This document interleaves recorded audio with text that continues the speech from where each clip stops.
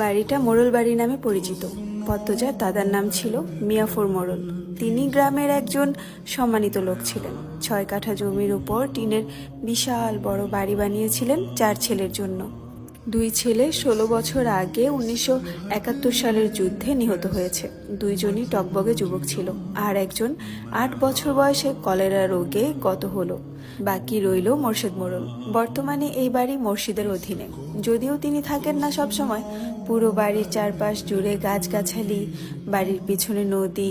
রাত 9টা বাজলেই পরিবেশ নিশুতি, রাতের রূপ ধারণ করে।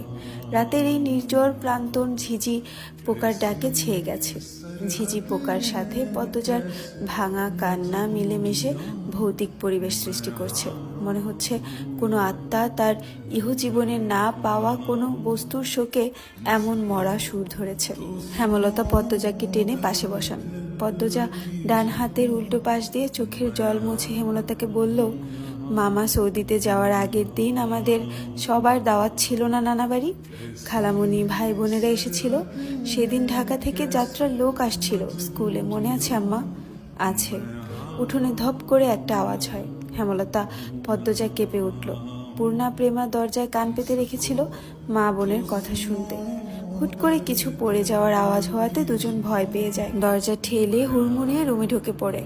হেমলতা বড় মেয়ের সাথে গোপনে বৈঠক ভেঙে দ্রুত পায়ে বারান্দায় এসে দাঁড়ান। উঠানে বিদ্যুৎ নেই, হারিকেন জ্বালান। পিছনে 3 মেয়ে এসে দাঁড়িয়েছে। একজন মায়ের 3 মেয়ে নিয়ে একা এত বড় বাড়িতে বাস করাও যুদ্ধ বটে। হেমলতা গলা উঁচিয়ে প্রশ্ন করলেন, কে কে ওখানে? আমি। চিরপরিচিত এই কণ্ঠ চিনতে হেমলতার বিড়ম্বনা হলো না। তিনি ব্যস্ত পায়ে উঠানে নেমে আসেন। গেটের পাশে মোর্শেদ মোড়ল পড়ে রয়েছেন। গায়ে চাদর, হাপড়ের মতো বুক উঠানামা করছে তার, যেন দম ফুরিয়ে যাচ্ছে। হেমলতা 2 হাতে মোর্শেদকে আঁকড়ে ধরলেন। পদ্মজা পূর্ণা দৌড়ে আসে। মোর্শেদের এমফাইসিমা রোগ আছে। এই রোগের অল্প চলাফেরাতেই শ্বাসকষ্ট উপক্রম হয় এবং দম ফুরিয়ে যায়। শ্বাস নেবার সময় গলার শিরা ভরে যায়। 3 মা মেয়ে মোর্শেদকে ধরে রুমে নিয়ে আসে।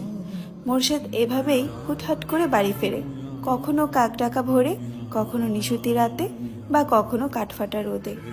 মোর্শেদ মোড়লের এমফাইসিমা রোগটা ধরা পড়ে 7 বছর আগে। মোর্শেদের অ্যাজমা ছিল, আবার ধূমপানে খুবই আসক্ত ছিলেন। ফলে ফুসফুসের এই রোগটি খুব দ্রুত আক্রমণ করে বসে। মোর্শেদ খানিকটা সুস্থ হয়ে রাত 1টার দিকে ঘুমালেন। পূর্ণা প্রেমা রুমে গিয়ে শুয়ে পড়েছে। পদ্মজা বারান্দার রুমে ঝিম মেরে বসে আছেন। জানালার বাইরে চোখের দৃষ্টি, জ্যোৎস্না গলে পড়ছে। কি সুন্দর দৃশ্য। পদ্মজার মন বলছে মা আসবে তার খোঁজে। পুরোটা